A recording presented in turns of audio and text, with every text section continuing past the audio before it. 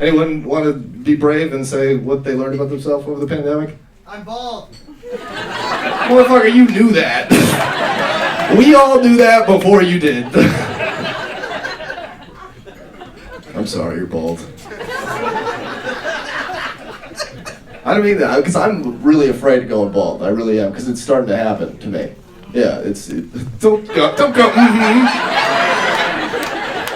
She saw the profile and saw the temples. She's like, he could use some minoxidil on that. Give him 5%, maybe 7.5, depending on his testosterone levels.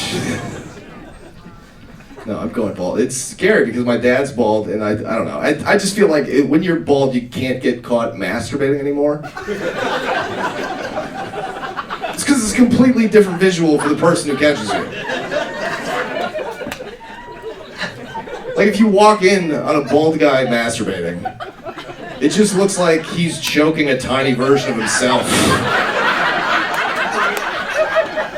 Just like a malevolent evil twin that sprouted up from the hip, and now it's him. The only reason I know this is because my dad's bald.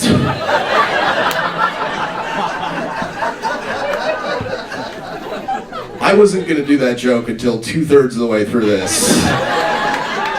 And then this guy yells out some shit we've all been known about.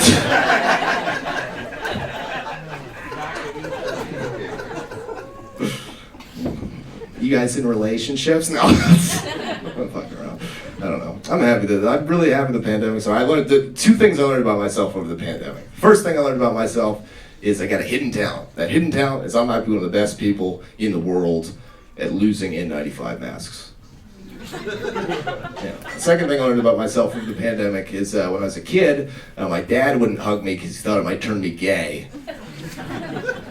And you know what? It almost worked. Slightly gay, mostly straight.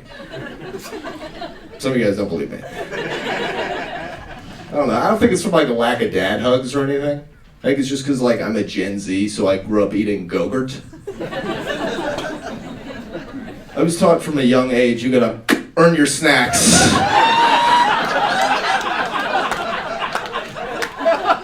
This is the same reason why millennials like charcuterie boards so much, right? Because they all grow up eating Lunchables?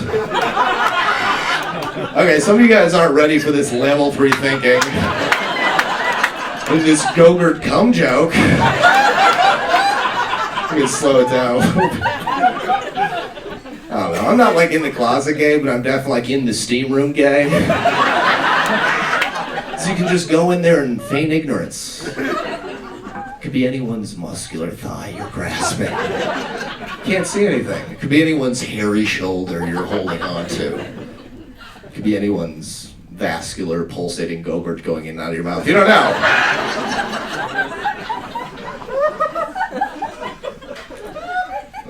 I had a gay experience. I'm from Chicago. I live in Chicago, and I had a gay experience when I first moved there.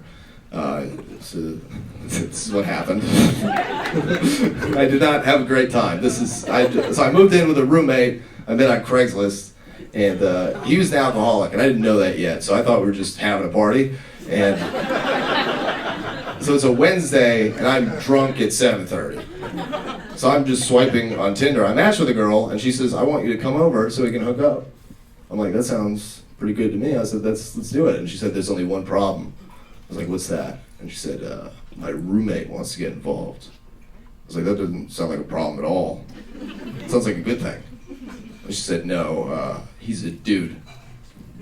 And I was like, so you're telling me the only way that I'm gonna get filleted this evening is if it's by a man as well? Shit, dude, sign me up, I don't give a fuck. 2 heads is better than 1, that's what they always say.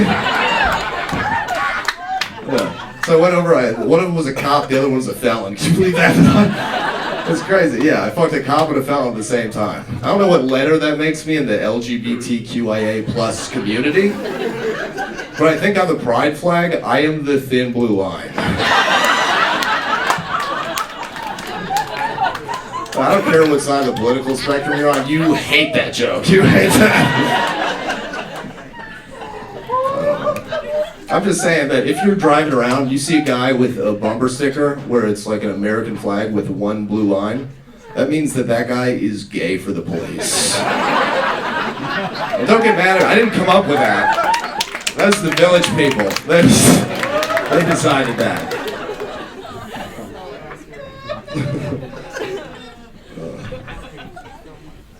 Anyway, I just gotta bring. No, let's do this. The country's kind of divided right now. You know, that's what people keep saying. The country's divided, but I don't think we're as divided as we think we're. I think we just have like different solutions to the same problems. You know, like think about abortion. Some people are pro-abortion and against guns in schools, and some people are pro-guns in schools and against abortion. But in reality, we're all just agreeing we just need to get rid of some of these kids.